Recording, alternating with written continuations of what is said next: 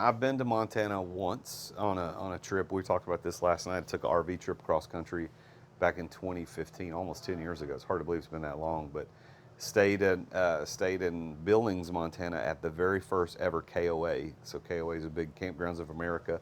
We got to stay at the very first one right there on the Yellowstone River, and it's just a big. They call it Big Sky Country for a reason. Man. Oh, yeah. The skies are so much bigger out there. Oh, it's beautiful. Yeah. And you just don't, like, you've been there your whole life. Oh, yeah. So you take it for granted, I'm sure, but Oh, yeah, you have to so a little beautiful. bit. Yeah, you know, I mean, it is. I mean, you can be in the mountains or on the lake within 5-10 minutes of the house, you know, I mean, it's just incredible. So we're here today to talk about success, but we want to talk about your story because, you know, I don't remember how we were introduced and how we got together, but you're building a company called 180 Water, and it's 180waterfranchise.com, and you're helping people open franchises to do water well pump maintenance and service, right? Is that, Yep. did I get that Yep, right? that's 100% right. And but you have been what you were telling me is that well water pumps, although not necessarily a sexy industry, but most of the people that are in that industry are mom and pops. It's a $15 billion industry across the United States. Yep.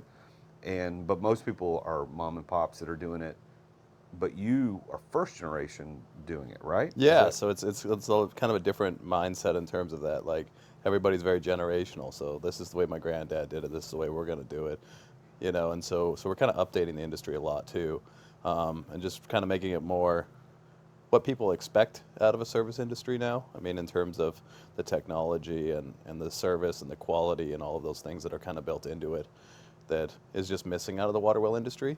And so it's been kind of nice to just, you know, kind of think about it in the broad scheme of things in terms of being able to open locations and those little differences that you can make broadcast across all our locations make a big impact.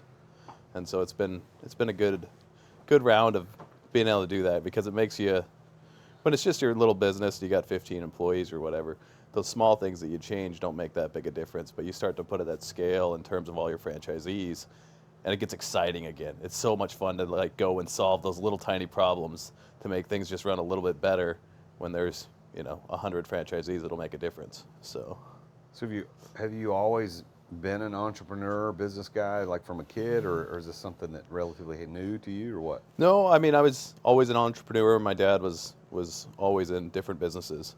I grew up on a cattle ranch. The ranch sold when I was probably 14, 15. And then from there, you know, I mean, it took a while to for my family to kind of get back on track. I mean, that was like kind of our whole future. And my grandfather sold the ranch, and so it was a big shift in my life at that point.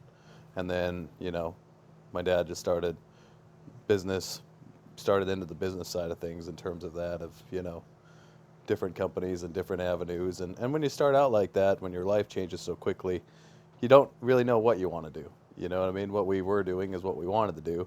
And so it was a shift. And so there was a lot of different businesses and a lot of different opportunities and stuff of trying to find the path that he wanted to be on.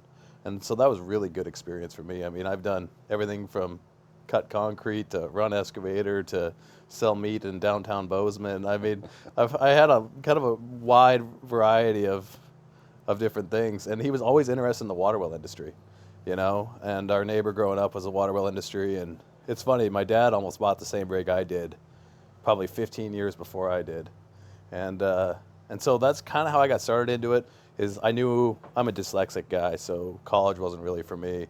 And my parents made me go to school. I think it's just because I didn't like my girlfriend, but you know.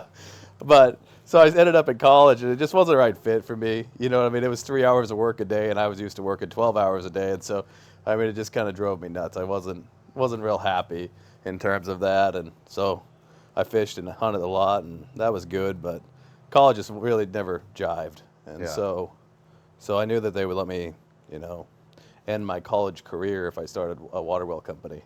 And so that's what I did. Hey there, it's the Real Jason Duncan. Thank you for watching this video. If you are an entrepreneur and you've ever thought about what it's going to be like when you get ready to exit your business, I'm the guy you want to follow. So make sure that you've subscribed to this channel and go check out the link in the description, therealjasonduncan.com. check out the resources I've got for people just like you, as an entrepreneur who's trying to get his life back, get her life back, get your time and freedom back. We've got a couple other videos you might be interested in. There's one here and there's one here. If that's what you want as an entrepreneur, if you're being trapped in your business, then I can help you get out of that. So go to therealjasonduncan.com. The link is in the description, and check out one of these videos. I'll see you next time.